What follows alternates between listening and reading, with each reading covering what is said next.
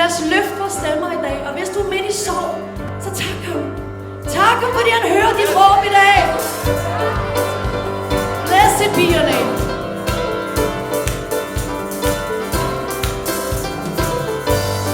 Blessed be your name in the land that is plentiful, where the streams of abundance flow. Blessed be your name. And blessed be your name when I'm found in the desert place, though I walk through the wilderness. Blessed be your name.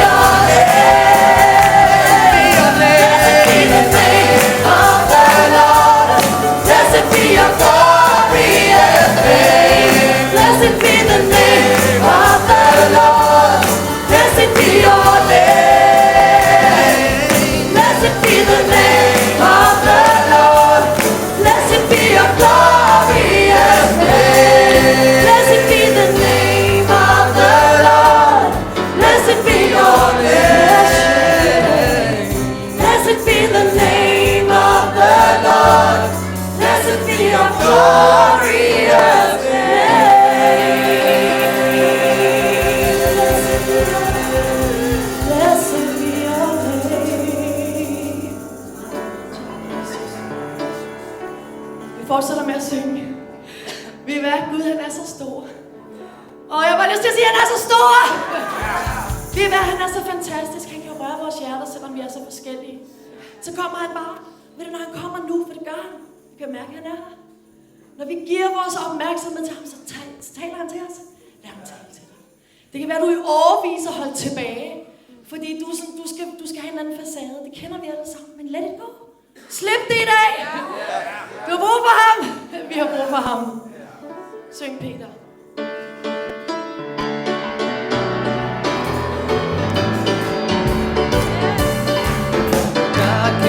his son. They called him Jesus. He came to love, heal and forgive. He lived and died to buy my pardon.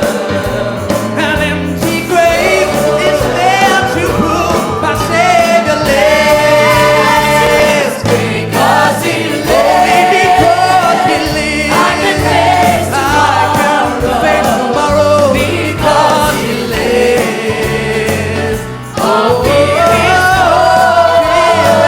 know, because I know, he holds my future.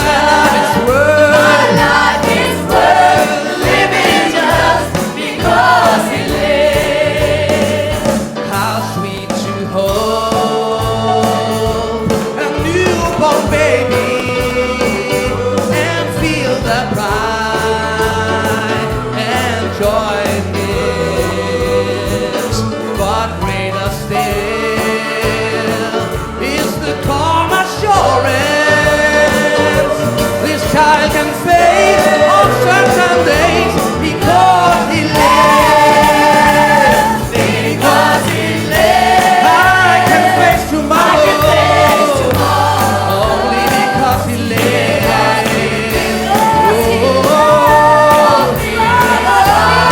Fear is gone because I know he holds my future. My life is worth living just because he lives. And then one day across that river I find life's final. Oh, with pain, and then I stand, gives way to victory. I'll see the light of glory, and I know he reigns. Because he lives, I can face tomorrow. Only because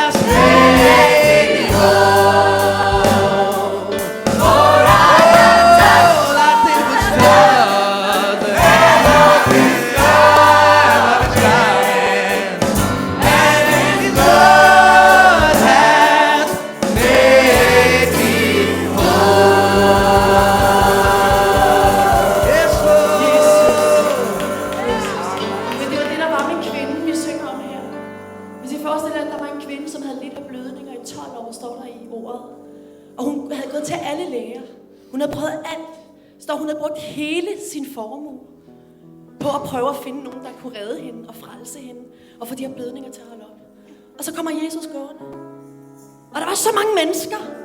Og det simpelthen trængtes omkring hende. Sådan så de sagde nogle gange, hvem er det?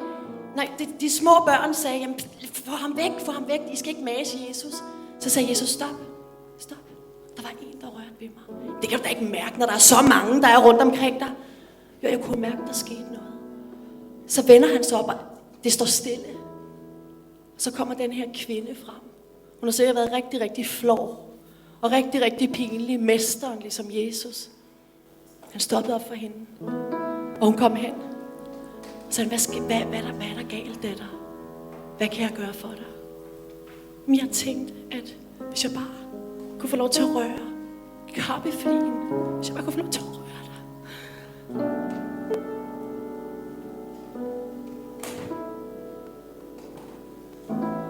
Så kunne jeg blive frelst. Og hvad tror jeg, der skete? Han sagde, din tro var frelst dig. Hvad er tro? Det er at række ud. Det er ikke en følelse af, at jeg virkelig tror, jeg kan blive helbredt. Det var et lille håb, som blev til tro. Hvis jeg bare lige kan røre. Og det er sådan, det er. At vi kan tænke, jamen, hvordan kan Jesus vide alt om mig? Helt derinde, det jeg ikke har sagt til nogle mennesker, det er det, han ved. Og det er det, han ikke fordømmer os for. Men vi må komme til ham. Og det er forvandlingen, når vi bare rører hans kappe. Og det var det, vi sang om. Og det er derfor, vi bliver så begejstrede. For I have touched the hem of his garment. All I did was touch, and his blood has made me whole. For I have touched the hem of his garment, and his blood has made me whole. Vi skal fortsætte med at synge en sang, som hedder, som vi også synger om blodet. Og så bare lad Jesus røre ved dig. Bare kom med de der dybe sukke. Der kommer ud af. Det handler ikke om nogle mennesker. Det handler ikke om nogle kirker. Det handler om ham. Det handler om at få sit liv på plads med ham. Det er det dybeste, et menneske kan opleve. Det er ikke at finde den store kærlighed. Det er ikke at rejse land og rige rundt og blive opflammet af et eller andet. Det eneste, der var, det er ham.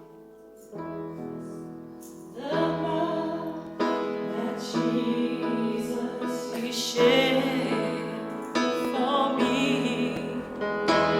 way back on Calvary.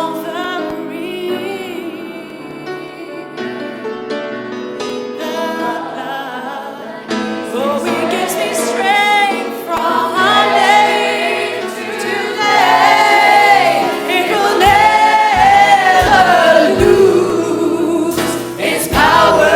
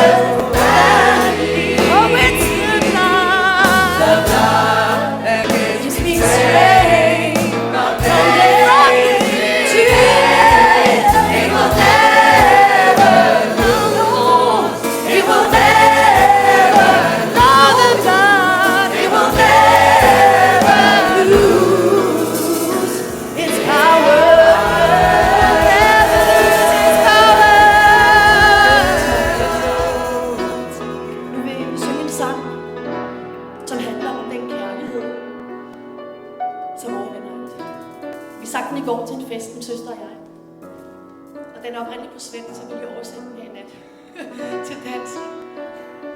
Og ved I hvad, det er den kærlighed, som mennesker søger. Fordi mennesker søger kærlighed. Mennesker søger en god følelse, men den følelse, den går over. Og derfor har vi brug for at få fat i den kærlighed, som ham, vi har sunget om i dag, offrede sit blod for os. Han gav sit blod. Det er derfor, vi synger om blodet.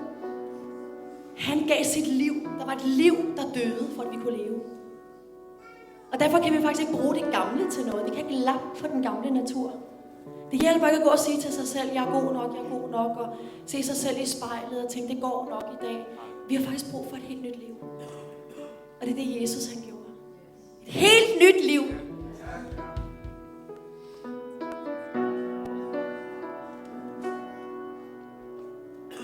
Du kan aldrig sejre, så længe du hælder.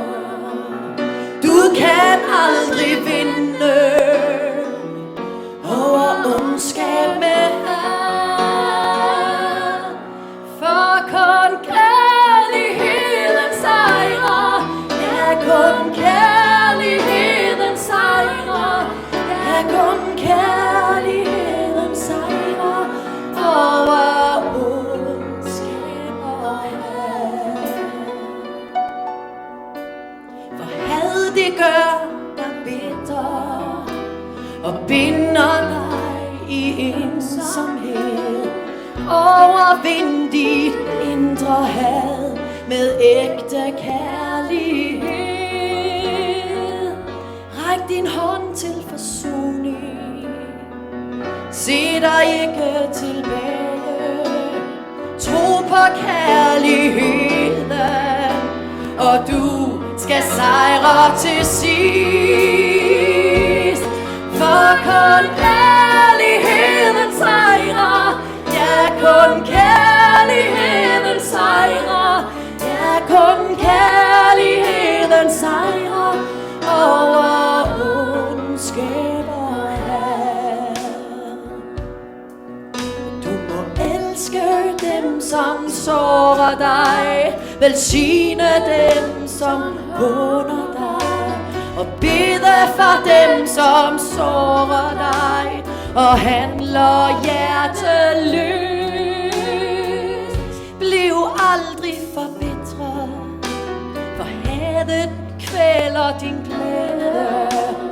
Overgiv dit liv i Herrens hånd, og du skal sejre til sidst. For kun kærligheden sejrer. Ja, kun kærligheden sejrer.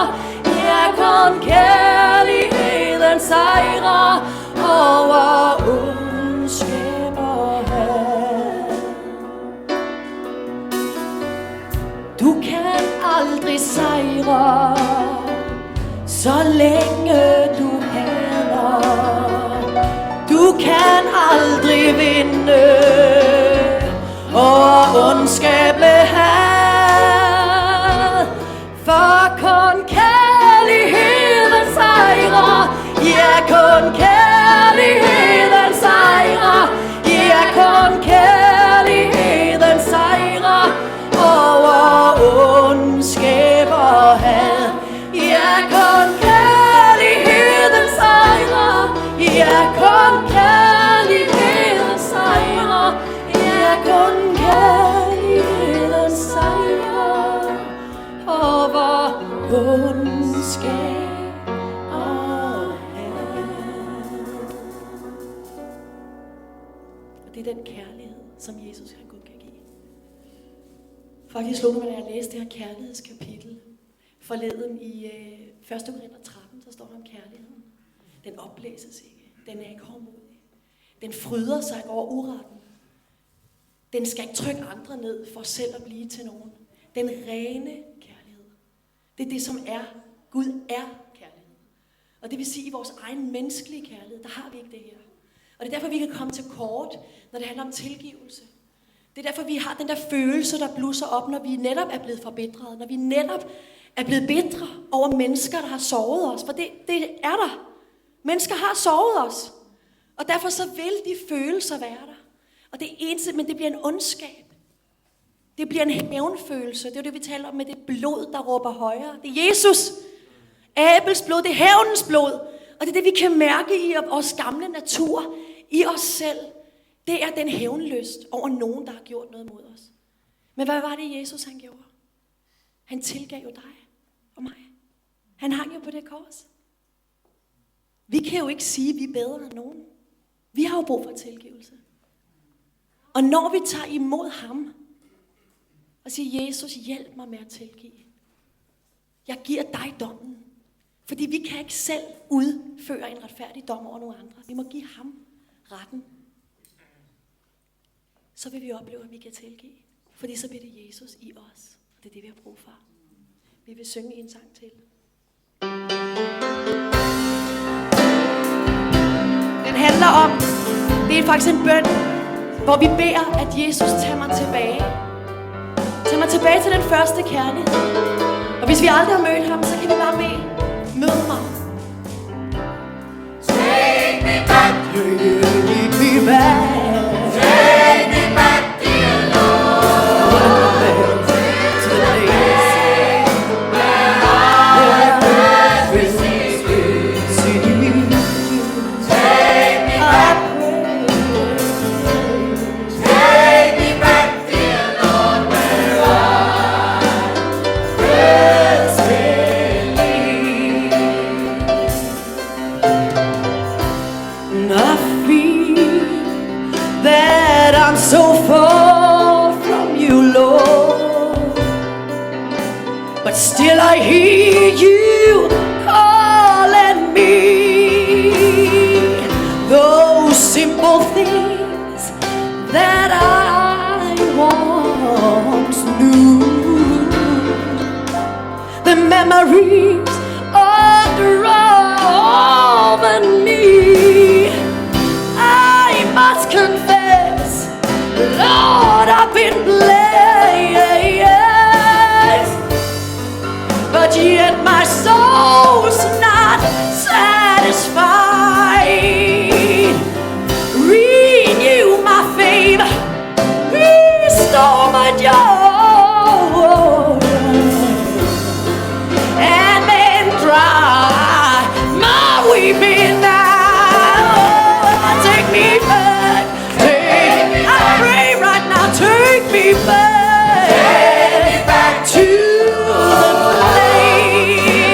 to the place where I first received you. Take me back, Oh, won't you take me back, take me back, dear Lord, where I first believed. See, I tried so hard,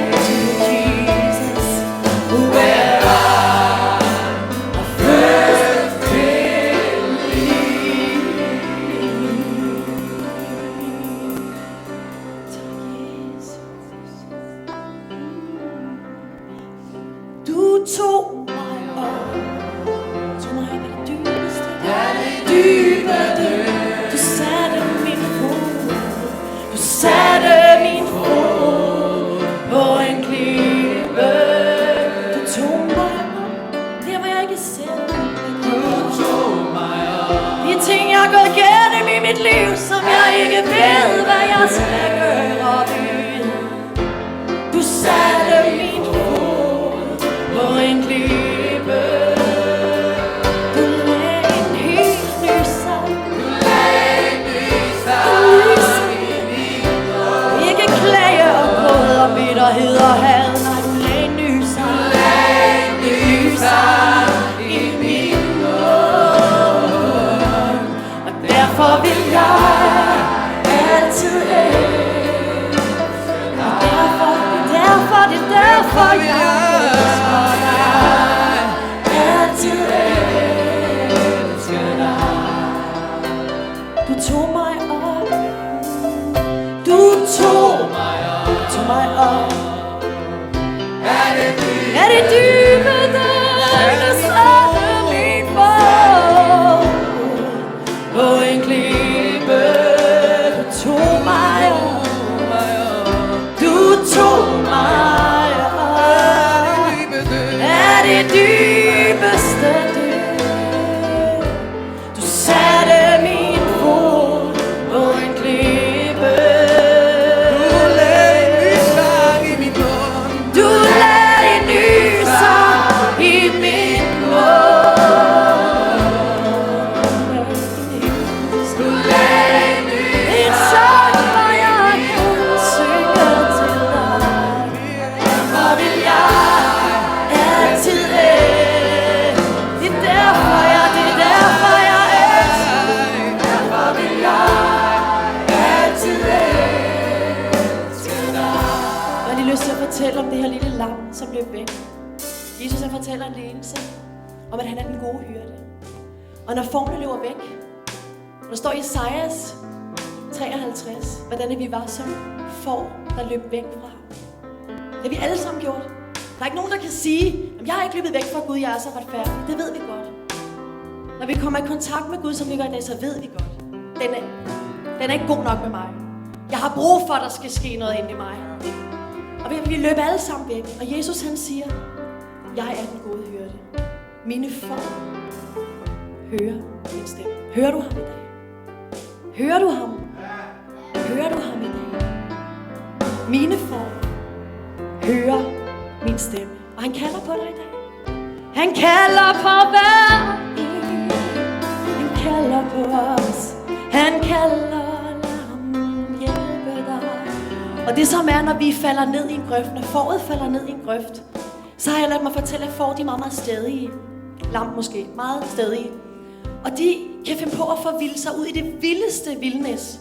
Og falde ned af skrænte og alle mulige ting. Og fuldstændig blive viklet ind i tårne. Men de vil ikke sige noget. De er for stolte til at råbe på hyrden. Så ligger de bare der. Og så til sidst, når de ikke kan mere, når de bløder over det hele, så siger de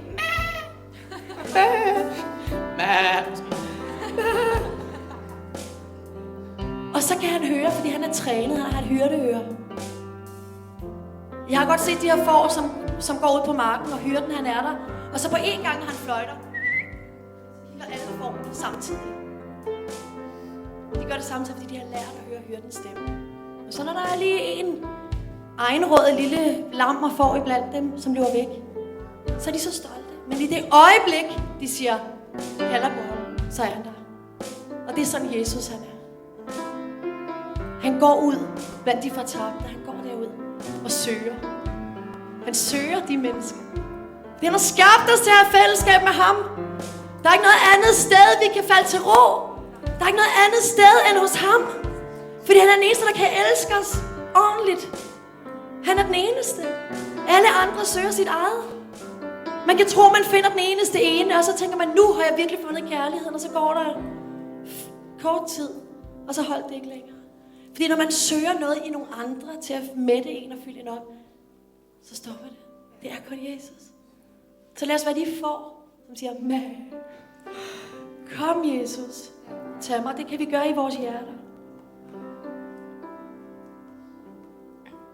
Jeg kommer som jeg er inden for dig. Kommer lige nu. Jeg kommer som jeg er. Kommer som jeg er. Jeg kommer som jeg er. Vi skal ikke blive bedre, før vi kommer til ham. Vi skal ikke ordne os selv og sørge for, at vi er pæne og flotte, inden vi kommer. Vi skal komme, som vi er, til Jesus. Tag imod mig, tag imod mig, tag imod mig, tag imod mig. Og det vil han gøre. Han vil tage imod den, som Jeg kommer til dig. tag imod mig, Tag imod mig. Tag imod mig. Tag imod mig. jeg kommer til dig. Kommer som jeg er. Så kommer vi som vi er, så lægger vi vores had ned ved korset. Vi lægger vores bitterhed ned ved korset. Vi lægger vores frustration ned ved korset. Vi giver det til ham. For han er den, som har båret det. Vi kan ikke selv klare at have det. Jeg kommer som jeg er. Jeg kommer lige over. Tag imod mig. Tag imod mig. Tag imod mig. Jeg kommer til dig. Tag imod mig. Tag imod mig. Tag imod mig. Tag imod mig. Jeg kommer til dig. Kommer som jeg er. Kommer som jeg er.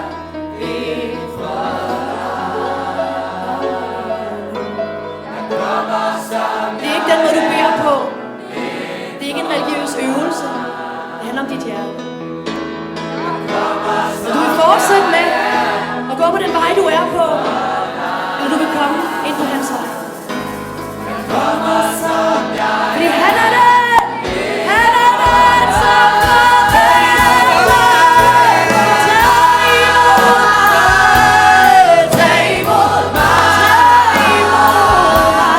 Tag imod mig.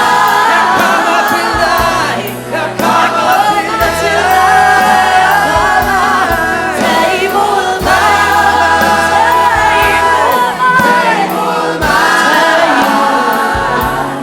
Tag imod mig. Jeg kommer til dig. Kommer til dig. Jeg kommer til dig. Jeg kommer til dig. Jeg kommer til dig. Lad os bare bede sammen. Jesus, vi takker dig, fordi du har hørt vores bøn. Jesus, vi har sunget til dig i dag. Og vi har bare givet dig vores sukke i vores hjerte. Og vi har bedt Gud. Tak, at du hører de bønner, hvor mennesker de er oprigtigt søgende, så hører du os. Det ved vi. Tak for det værk, du har gjort for os. Tak, at det gælder mig. Tak, at det gælder mig. Jeg tager imod dig, Jesus. Vis mig, hvem du er. Vis mig, hvem du er. Sådan kan man bede, som jeg lige bad nu. Vis mig, hvem du er. Sådan bad jeg.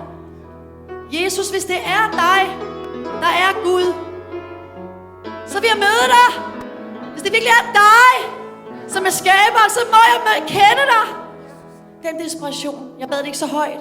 Jeg bad det faktisk uden ord. Det hører Gud også. Jeg ved, at Ruth har givet sit liv til Jesus på et toilet. Det er lige meget, hvor vi er. Det handler ikke om det ydre.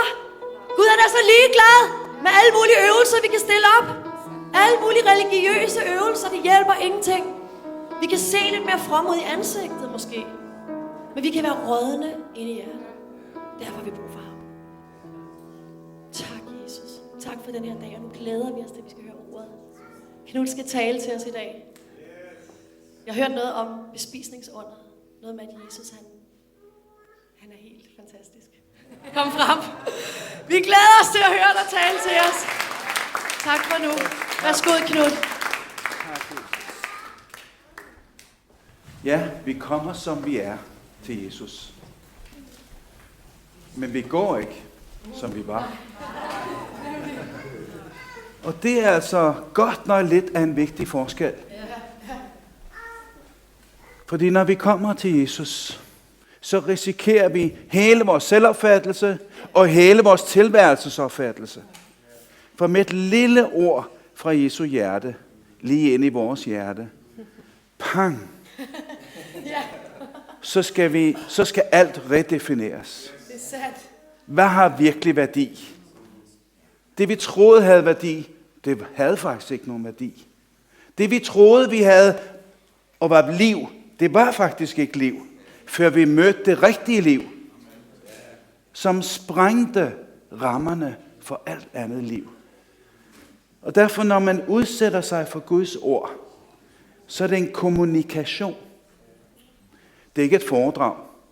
Et foredrag, hvor man sætter sig vel til rette, så sætter man analyseknappen på, og så hvilke emner, det er det emne, sådan så argumentation, sådan så, logisk, aha, ja, jo, det makes sense. Er der liv i det? Nej.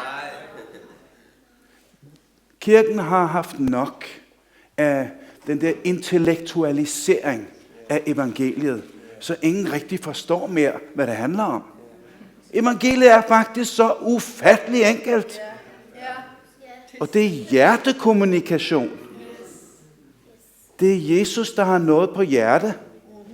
Og han taler ind i vores hjerter, lige der, hvor vi er. Men så fører han et sted hen, til der, hvor vi kommer sammen med ham. Det er derfor, det handler om at være en Jesu efterfølger. Fordi som det får, der bare løber væk, der kommer Jesus og forlader det 99 for at opsøge det får. Men så er det godt nok også meningen, at det får skal blive der, hvor Jesus er. Blive der, hvor hyrden er. Lad sig lede derhen, hvor hyrden er. Og bliv ved med det. Det er en rigtig efterfølger. Kender Jesu røst, kan sortere Jesu røst ud fra alle andre røster i tiden. Og det kræver noget. Så det her, det er altså kommunikation. Når vi skal høre en prædiken, så træder vi ind i en intimsfære. Det er mig og Jesus. Hvad har Jesus på hjerte til lige mig, lige i dag? Og så står der godt nok noget på spil. Vi plejer at sige, at vi smider ikke de gamle sko ud, før vi har fået nogle nye. Er det ikke rigtigt? Og det er det, det handler om. At få nye sko hele tiden, og blive fornyet, blive forvandlet i en uendelighed. Fordi der skal liv til, for så størkner vi. Vi størkner. Og så begynder vi at komme ind i gamle vaner og vanetænkning, og hvad plejer jeg at gøre i den her situation. Glem det. Der er ikke noget liv i det. Det handler om at tage Jesus med ind i hver eneste situation. For vi ved ikke, hvad han har for. Vi ved ikke på forhånd, hvad han vil. Vi er fuldstændig afmægtige i det stykke. Men det er derfor, vi går lyttende frem. Det er derfor, vi har hyrden med os. Ikke også? Vi gør det, hyrden beder os om. Og vi udfører det, hyrden beder os om. Vi lever ikke med vores egen dagsorden. Fordi der, hvor det rigtige liv er, det er der, når vi lever det, som han, som har vores dagsorden i sine hænder, og fortæller os, når vi lever det liv, så er der liv. Så er der forvandling, så fungerer det hele. Og den her, den er pludselig ikke sådan en mærkelig bog, hvor den er langt fra ligesom den virkelige, vi selv lever i. Nej, det bliver nærværende. Og når der er gået en uge, så kan du læse Bibelen igen, det samme sted. Hvad står der også det? Fordi du er i mellemtiden blevet forvandlet, så du læser Guds ord med nye øjne. Og så kan vi blive ved med at læse Guds ord med helt nye øjne. Fordi det forvandles hele tiden. Det bliver levende for os på en ny måde. Er det noget værd? Yes. Det er det hele værd. Det handler om liv. Det handler om liv. Og liv i overflod.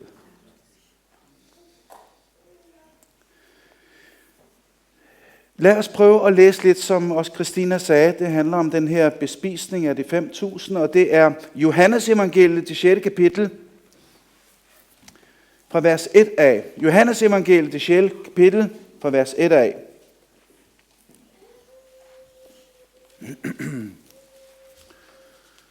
Derefter tog Jesus over til den anden side af Galilæas sø, Tiberias' sø. Og en stor folkeskare fulgte ham, fordi de så de tegn, han gjorde ved at helbrede de syge. Men Jesus gik op på bjerget, og der satte han sig sammen med sine disciple. Påsken, jødernes fest, var nær. Er det ikke mærkeligt? Der kommer masser af mennesker, og så går Jesus, forlader dem og går op på bjerget. Og der sætter han sig med de 12. Han er åbenbart ikke en populist. Vel? Da Jesus løftede blikket og så, at en stor skare kom hen imod ham. Han havde trukket højere op, men der kom de sandelig også. Så sagde han til Filip, hvor skal vi købe brød, så disse folk kan få noget at spise?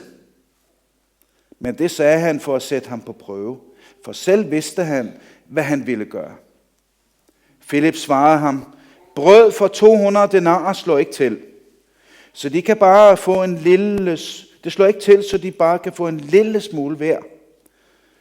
En af hans disciple, Andreas, Simon Peters bror, sagde til ham, der er en lille dreng her, han har 5 bygbrød og 2 fisk, men hvad er det til så mange? Jesus sagde, få folk til at sætte sig. Der var meget græs på stedet, og mændene satte sig, de var omkring 5.000. Så tog Jesus brødene, takkede og delte ud til dem, der sad der. På samme måde også af fiskene, så meget de ville have. Da de var blevet mætte, sagde han til sine disciple, samle de stykker sammen, som er til overs, så intet går til spilde. Så samlede de dem sammen og fyldte 12 kurve med de stykker af de 5 bygbrød, som var til overs efter dem, der havde spist. Da folk havde set det tegn, han havde gjort, sagde de, han er sandelig profeten, som skal komme til verden.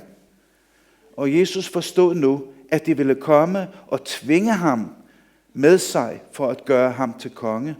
Og han trak sig atter tilbage til bjerget, helt alene. Og vi hopper videre ned til vers 25. Folk ledte efter ham, og da de fandt ham på den anden side af søen, sagde de til ham, Rabbi, hvornår er du kommet hertil? Jesus svarede dem, sandelig, sandelig siger jeg jer. I leder ikke efter mig, fordi I fik tegn at se, men fordi I fik brød at spise og blev mætte. Arbejd ikke for den mad, som forgår, men for den mad, som består til evig tid, til evigt liv. Den, som menneskesønnen vil give jer. For ham har faderen Gud selv sat sit sejl på. Så sagde de til ham, hvad skal vi gøre, for at vi kan gøre Guds gerninger? Jesus svarede dem, Guds gerning er den, at I tror på ham. Han har sendt. Han er udsendt. Da sagde de til ham, hvilke tegn gør du, så vi kan se det og tro dig? Hvad kan du gøre? Hvor fædre spiste manna i ørkenen, som der står skrevet, brød fra himlen gav han dem at spise. Jesus sagde så til dem, sandelig, sandelig siger jeg jer. Moses gav jer ikke brødet fra himlen, men min far giver jer brødet fra himlen, det sande brød.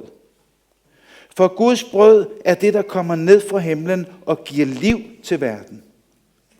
De sagde til ham, Herre, giv os altid det brød. Jesus sagde til dem, jeg er livets brød. Den, der kommer til mig, skal ikke sulte, og den, der tror på mig, skal aldrig tørste.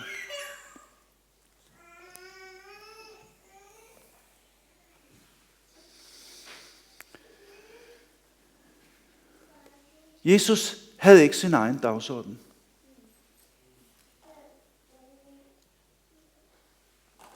Han var dybt afhængig af, hvad hans far fortalte ham, han skulle gøre.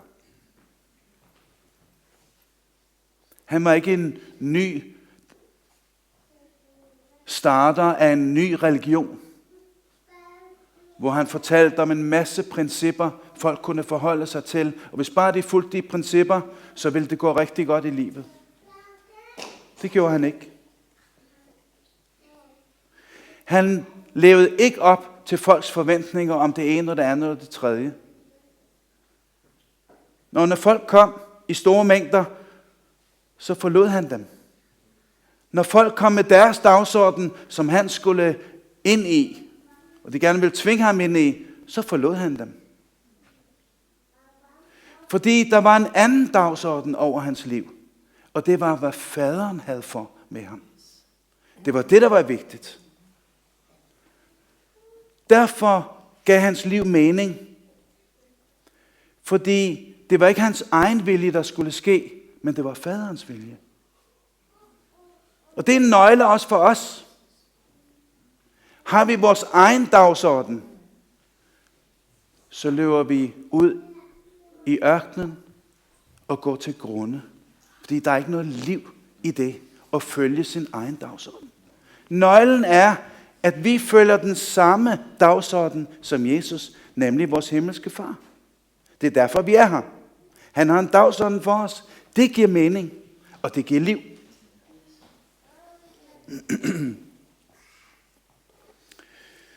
Sønnen kan slet ikke gøre sig selv, men kun det, han ser faderen gøre, står der. For hvad faderen gør, det samme gør sønnen. For faderen elsker sønnen og viser ham alt, hvad han selv gør. Og i vers 63 i det samme kapitel, så står der de her fantastiske ord. Det er ånden, som gør levende. Kødet gør ikke nogen gavn. De ord, jeg har talt til jer, er ånd og liv. De ord, jeg har talt til jer, er ånd og liv. Og det er derfor, når vi udsætter os for Guds ord, hvert ord, der udgår fra Jesu mund, så er det ånd og liv. Det går ind der i vort indre og sprænger de bånd omkring vores eget liv. Og befrier os fra vores eget liv. Og sætter os ind i en ny bestemmelse. Nemlig, hvad vil Gud med os? Hvad vil Gud med mig ind i den her situation? Har jeg brug for hans liv? Jeg kan ikke undvære det. Når du først har smagt det liv, så kan du ikke undvære det.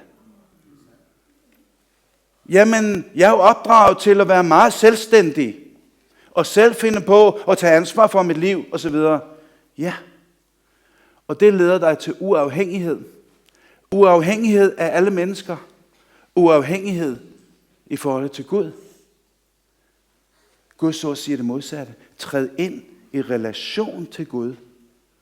Og så giver livet pludselig mening. Det er lige det modsatte. Guds ord siger, at vi skal ind i afhængigheden af ham. Fordi det gjorde Jesus. Han gjorde intet, han selv fandt på. Kun det, faderen viste ham. Og derfor var han hele tiden sammen med sin far. Inden dagen begyndte, var han sammen med sin far. I løbet af dagen hørte han, hvad faren sagde i den indre stemme. Ved den ånd, faderen har givet bolig i ham. Og det er altså nøglen til vores liv, venner. Her handler det meget om, hvad spiser vi? Vi er, hvad vi spiser, har vi hørt. Er det ikke rigtigt? Det er utroligt så meget mad kan fylde i vores tid. I alle mulige medier. Alle mulige blade, aviser, radio snakker de mad, og i fjernsyn er der masser af madprogrammer. Og Ruth har også været med i et madprogram. Og det hele handler om mad, fordi så er folk interesseret. Hvordan laver de det? Hvordan smager det? Det er tomhed.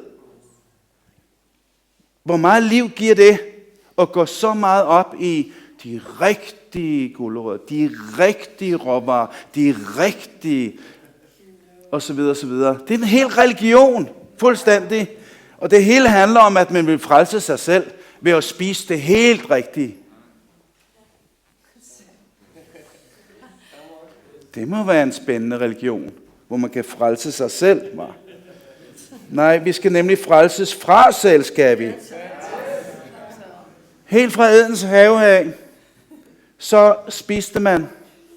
Men man kommer også til at spise af det forkerte. Man kan altså godt spise noget, der er forkert. Og fra det øjeblik af, man spiste af noget, det Gud sagde, de ikke skulle spise af, så fik døden en plads ind. Og derfor har vi avlet død ned gennem alle generationer til os selv. Døden er indtrådt. Og vi har ikke noget modgift imod døden. Kender I nogen, der bare lever evigt? Nej vel? Det er det som på et eller andet tidspunkt, så dør de. Og man kunne friste til at sige, hvad er dødsårsagen? Det er måske det, de har spist. Fordi alle, som er døde, de har spist. Det er ikke lige meget, hvad det er, vi spiser. Fordi nogen dør før tiden på grund af det, de har spist. Altså en livsstilssygdom. Det skal vi ikke ind i. Men det er bare det, at det kan fylde så meget mad og hvad vi spiser. Det ved Jesus godt. Og derfor kommer han så med noget, vi kan spise, som er en modgift til den død, der er indtrådt i os, og som vi ikke kan redde os selv ud af. Arvesynden.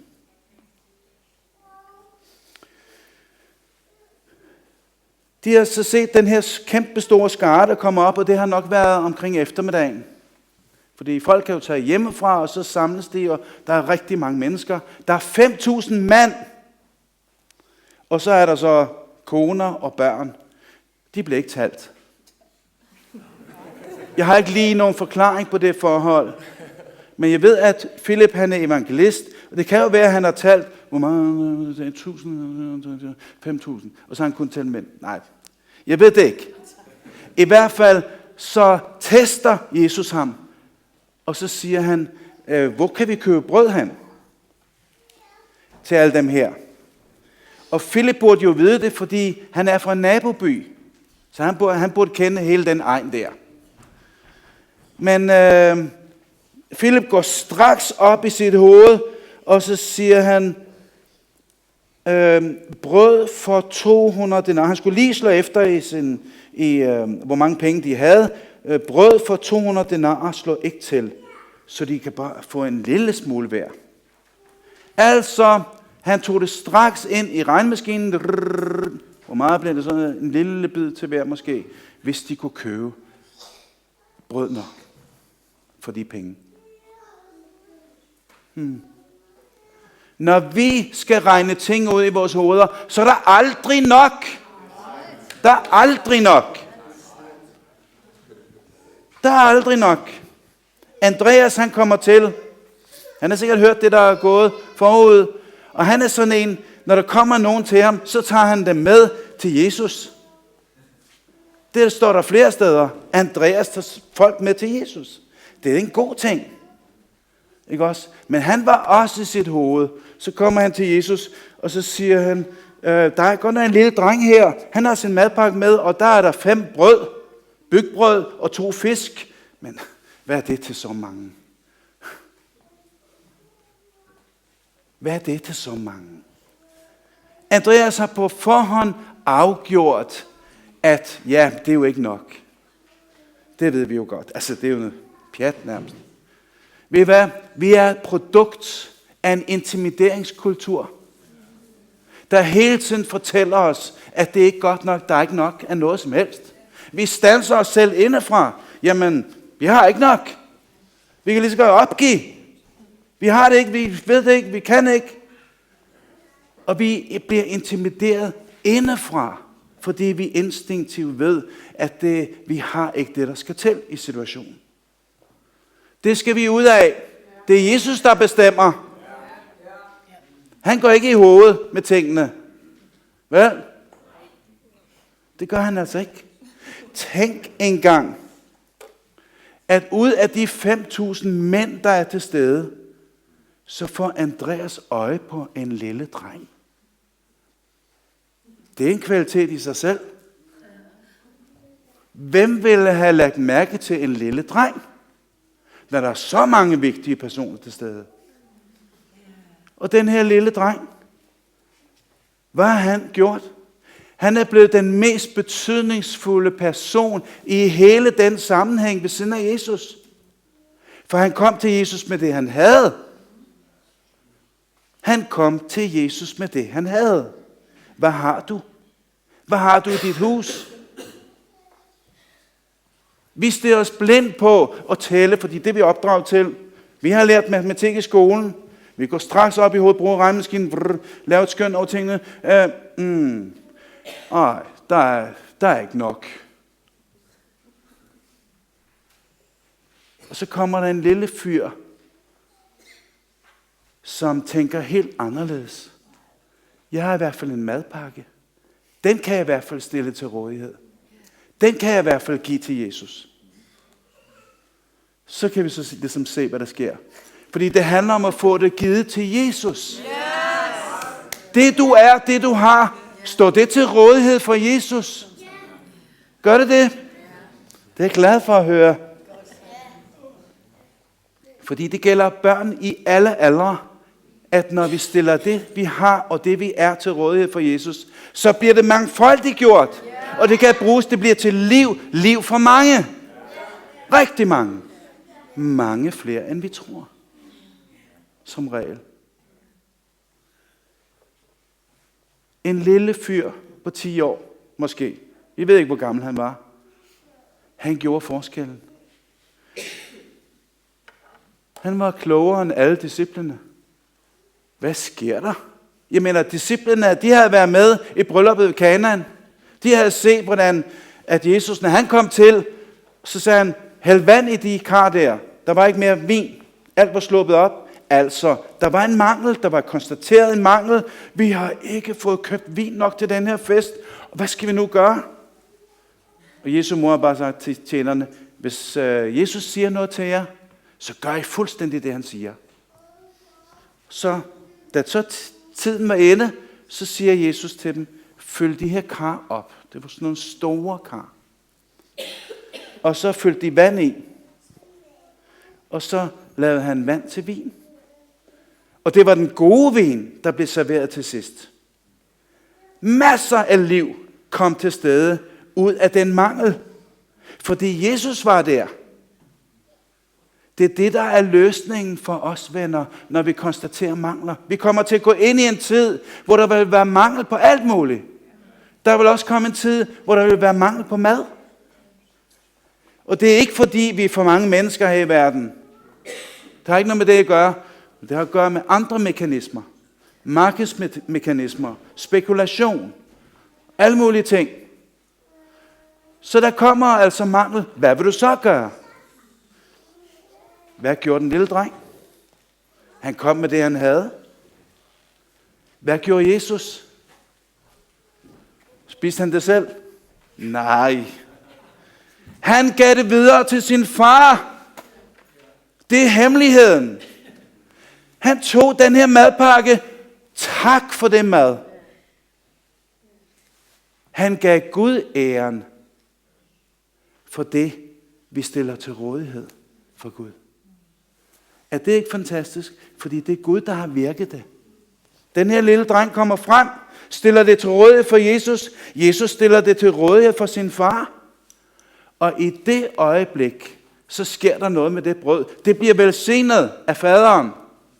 Så i det øjeblik, det begynder at bryde af det, så kan de blive ved med at bryde af det, og der bliver... Ja. Og de 12 disciple, de får mere brød, og så deler de ud, og hvad sker der? Der er 12 kurve til overs, og Philip sagde, at det er kun en lille bid til hver. Og så hver af disciplene får en stor kurv til overs af brød, der er til overs. Hvad sker der? Det vil sige, det menneskelige kan slet ikke regne ud, hvad der kan ske, når tingene bliver lagt over til Gud. En person i et land kan gøre hele forskellen. En lille person, som bare træder ud i det. Hvad siger Gud til mig? Det gør jeg. Jeg er til rådighed for Gud. Jeg har ikke min egen dagsorden. Gud, hvad har du på hjerte? Det stiller jeg mig til rådighed for. Et menneske kan gøre forskellen i et land.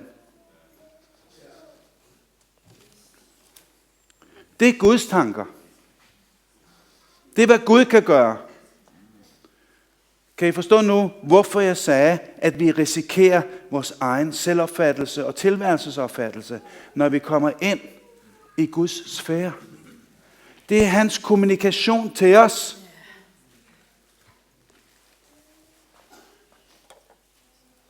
Kan du stille dig til rådighed? Vi er kommet dertil nu, hvor Jesus har takket og begyndt at bryde det. Men inden da, der sagde Jesus faktisk til dem, sig til folk, de skal sætte sig ned. Og det er en rigtig god nøgle. Fordi inden ting kan begynde at ske, så skal folk sætte sig ned. Jeg er helt sikker på, at hvis den her situation opstod her i forsamlingen, at ja, vi kan konstatere, at der er ikke brød nok, der er ikke sandwiches nok til kaffen efter mødet, hvad skal vi gøre? Jamen, så der er lidt så mange idéer, eller flere, som der er mennesker her. Jamen, jeg kan bare smutte hjem, jeg kan lige ordne, og jeg kan... Ikke? Vi har så mange gode idéer, så siger Jesus, sæt dig ned. Sæt dig ned. Jamen, jeg har prøvet det før. Jeg ved godt, hvordan man... Sæt dig ned. Jamen, jeg er rigtig god til det her med at lave mad. Sæt dig ned. Vi har så mange gode idéer, hvor vi kan hjælpe Gud. Det er religion. Det er religion at tro, at man kan hjælpe Gud. Det kan vi ikke. Men vi kan bringe det, vi har, det vi er, til Gud. Så sker der en forvandling. Er det det, vi har brug for? Har du brug for forvandling? Det har jeg også. Velkommen i klubben. Vi har noget til fælles. Vi har brug for den forvandling, Gud kan lade ske i vores hjerter. Og så kan alt ske efter det. Jesus er livets brød, siges der på et tidspunkt. Er det rigtigt? Jesus er livets brød. Og vi konstaterer, der er ikke nok.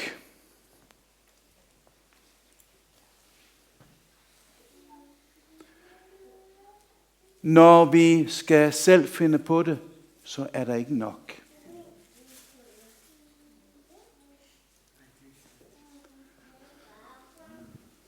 Der er ikke nok. Det er den vigtigste konstatering, vi overhovedet kan gøre. Vi har det ikke, og det vi har, det er ikke godt nok. Det er en meget, meget vigtig konstatering. At vi ikke har det, der skal til, men at Jesus har det. Hvis du går herfra i dag, så er det det allervigtigste, du skal tage med dig. Vi har ikke nok. Ja, men vi har jo trods alt. Jeg har jo, så jeg kan, og mine erfaringer, og det blev meget brugt, og jeg...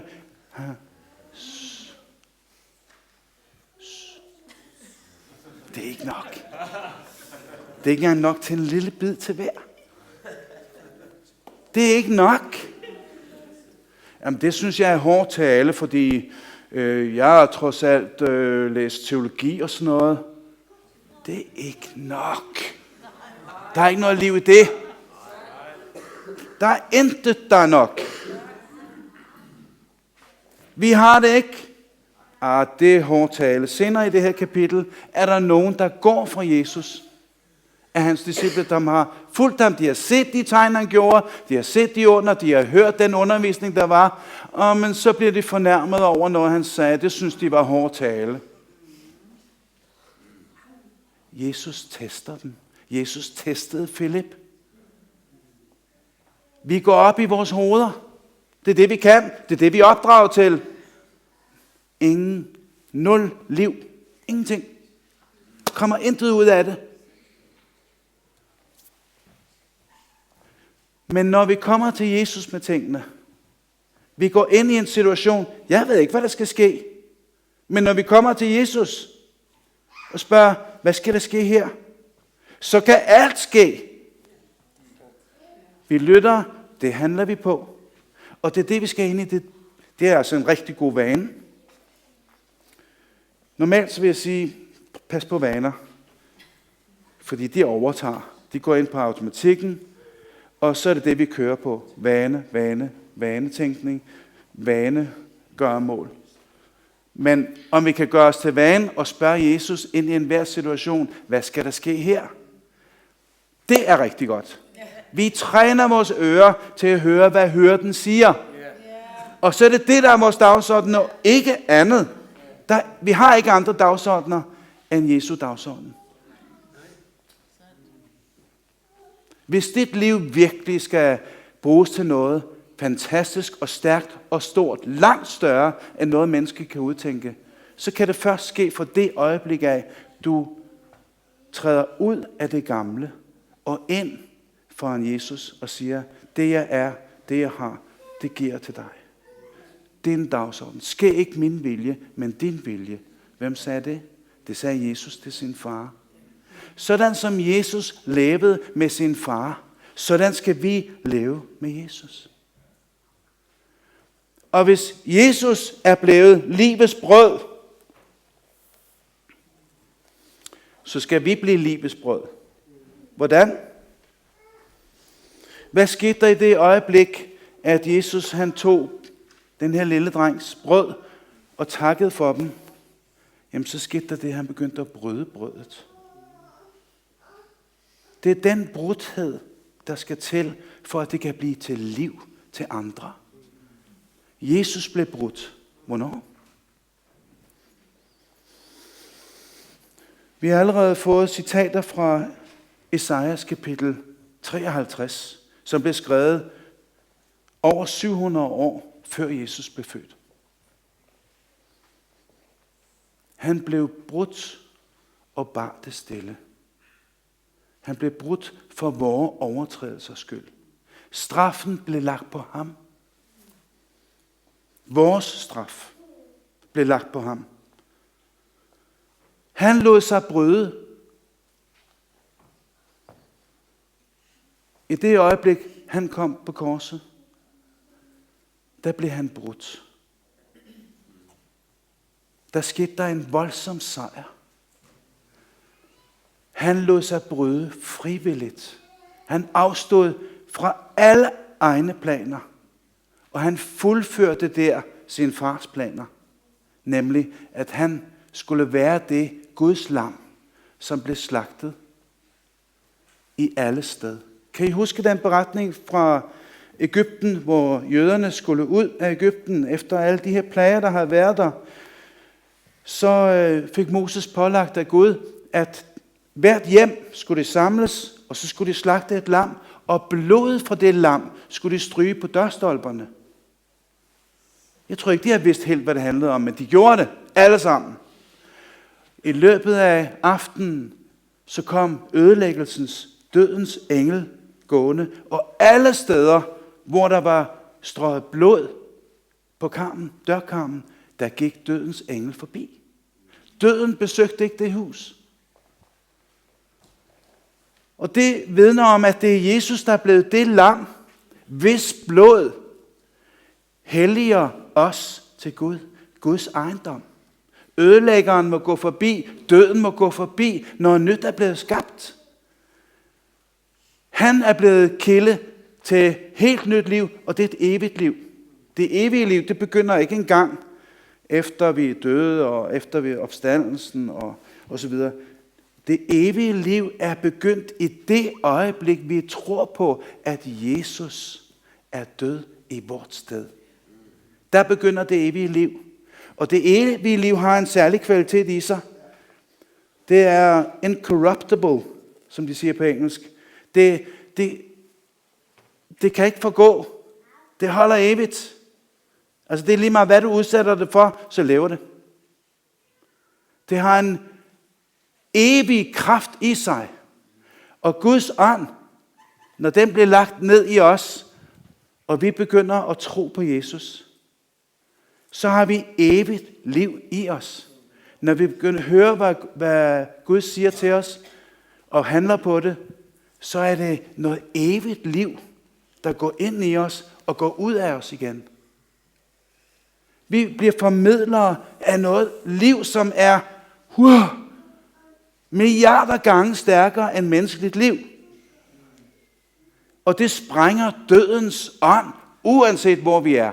Og det er derfor, Guds rige går frem, der hvor hver eneste troende er.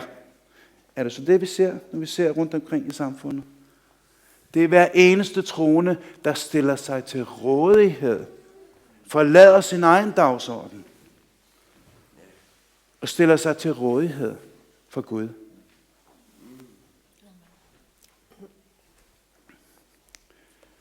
Jeg tror, der er mange kirker, der skal give deres kirker tilbage til Gud.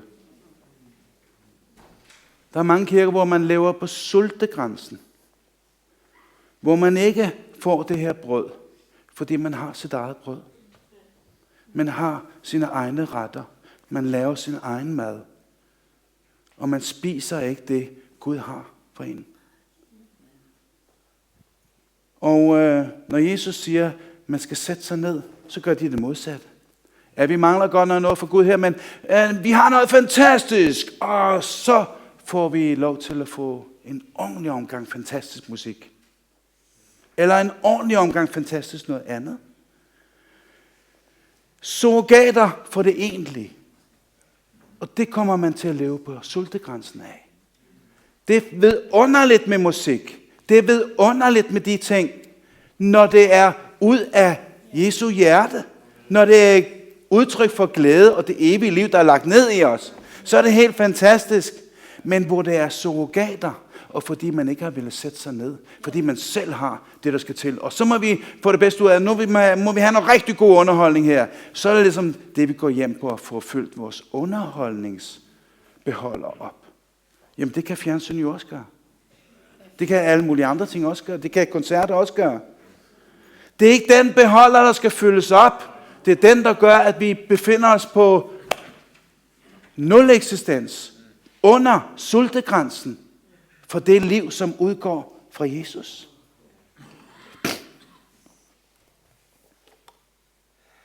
Der sker noget helt utroligt, når vi får lov til at træde ind i hans sfære. Den kærlighed, vi sang om før, det er kun Jesus, der kan gøre det. Det er kun Jesus, der kan overbevise os om, at hans kærlighed kan forvandle os. For vi har prøvet vores egen kærlighed, og vi har også prøvet andres. Og de har begrænsninger, de kærlighed. Vi har brug for en anden kilde til kærlighed. Nemlig ham, som viste, at hans kærlighed til faderen bar ham helt ind i det på korset. Der viste han, hvad ægte kærlighed var. Der lagde han sin eget liv ned for os, som ikke engang ville vide af ham. Os, der havde travlt med os selv. Os, der havde travlt med at løbe væk fra ham, som vi hørte om. Og være for, der bare havde sine egne planer. I vort sted gav han sit liv. Der viste han, hvad ægte kærlighed er for noget. Og det er det, vi lever i. Det er det, vi træder ind i det øjeblik, vi forlader vores egen dagsorden og går ind i Guds dagsorden. Så begynder han at bryde os. Vi skal brydes for vores egen stolthed, og hvad vi selv kan resonere os frem til. Vores egen dømmekraft. Det kan ikke bruges til noget som helst. Alt det, vi har lært på skolen og analysere osv., vores egen dømmekraft, det har ikke bragt os liv, det har ikke bragt nogen af deres liv, som er omkring os. Det er ikke en kilde til liv. Det er kundskabens træ. Det er jo til død. Det er ikke engang bare en smule godt liv indimellem. Nej, det er død alt sammen. Det er her livet er. I relation til Jesus. Der er livet. Når vi træder ind i den dagsorden og bliver brudt. Vi skal være livets brød. Hvad skal der til? I ved godt, hvad der skal til, når kornet bliver høstet. Og før det kan bruges, så skal der ske noget med det. Der kommer noget, der maler det og knuser til pulver. Vi skal knuses til pulver for alt, hvad vi selv kan formå. Alt, hvad vi selv kan klare og gøre og gennemskue. Vores egen dømmekraft. Alt det skal blive mast til ingenting. Til pulver. Men ud af den død, der ligger i det, hvert korn det forsvinder. Det bliver ikke korn mere, det bliver pulver. Der kan du danne en dej. Der kan du ved hjælp af noget vand, og ved hjælp af noget gær måske, og andre ting, hvad man nu vil have i. Der kan der ske, at der bliver bagt et brød, der bliver udsat for noget voldsom varme. Ikke også? Det oprindelige korn, det overlever ikke den proces. Men det er der, vi kan blive til et brød, der bliver delt ud til andre. Og det er derfor, vi skal leve den brudhed. Hver eneste dag skal vi vide, at i os selv har vi det ikke. Men vi stiller det til rådighed. Det vi har, det vi er, stiller vi til rådighed for Gud. Så sker forvandlingen. Vi kan altså konstatere, der er mangel. Der mangler mad. Der mangler det, der mangler det, der mangler det. På et tidspunkt var vi i Jylland på sådan et raid, nogle stykker, og vi kørte i et gammelt folkevognsrugbrød, og vi skulle hjem om aftenen, og der var ikke nogen tanke, der var åbne. Og vi skulle til Odense, og vi kørte bare. Og det var lang tid efter, at den havde vist, at nålen var helt nede på 12. Der var ingen tanke, der var åbne. Vi måtte bare køre. Og vi kørte, og vi kørte. Og vi kørte hele vejen hjem til Odense. Det kan ikke lade sig gøre. Det er umuligt fra Brønderslev til Odense. Der er trods alt nogle kilometer. Der var en mangel, men vi måtte overgive det til Jesus. Så Jesus, jeg ved ikke, hvad vi skal gøre. Vi kan ikke få noget benzin nogen steder. Hjælp os! Der er sikkert nogen, der har gode forklaringer. Men vi ved godt, hvad der er sket. Gud gør det under. Der skal mangelsituationer til, før Gud kan komme til. Men selv i mangelsituationer, så kan vi lade være med at sætte os ned. Der kan vi selv prøve at klare det. Er det ikke rigtigt? Ja, vi skal nok klare det. Vi skal nok være ansvarlige. Vi skal nok klare det i egen kraft. Sæt dig ned. Overgiv det til Jesus. Lad forvandlingen ske. Lad døden gå hen over dit eget lille korn. Bliv malt. Og bliv til det brød, som Jesus kan bryde og give ud til andre. Det giver liv. Liv i overflod. Liv i overflod. 12 kurve til overs. Overflod. Liv i overflod. Det er, hvad der sker, når Jesus kommer til i vores liv. Vores forhåbninger står aldrig til, hvad vi selv kan klare. Vi har ingen præstationsidentitet, når vi er i Jesus Kristus. Vi har ikke nogens dagsorden, hverken vores far og mors dagsorden, vores egne, eller vores kirkes, eller nogen som helst dagsorden. Vi har Jesu dagsorden. Vi er til rådighed for Gud. Og så kan der ske noget. Så kan forvandlingen ske. Amen. Jesus, hjælp os, Herre. Hjælp os med at komme til kort. Hjælp os med at leve ud af vores egen magtesløshed, men overgiv os til dig, Herre. Så din fuldmagt kan komme til. Så din almagt kan komme til. Jesus Kristus, lær os det, Herre. Vi vil følge dig efter.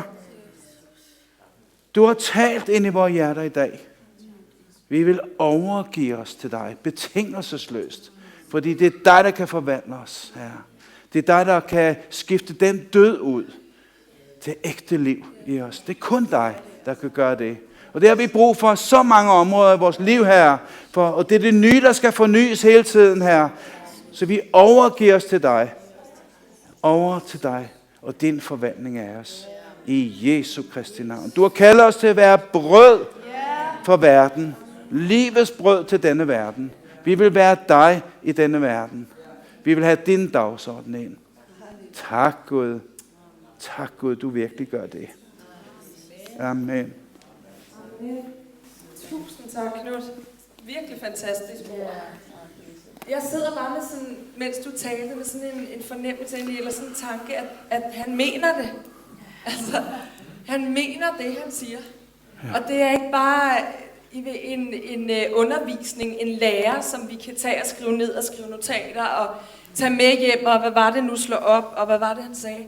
Men han mener det, han siger. Han lever det ord.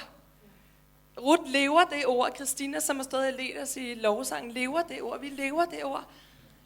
Det er mere end bare en teori. Det er virkelighed. Det er kød og blod.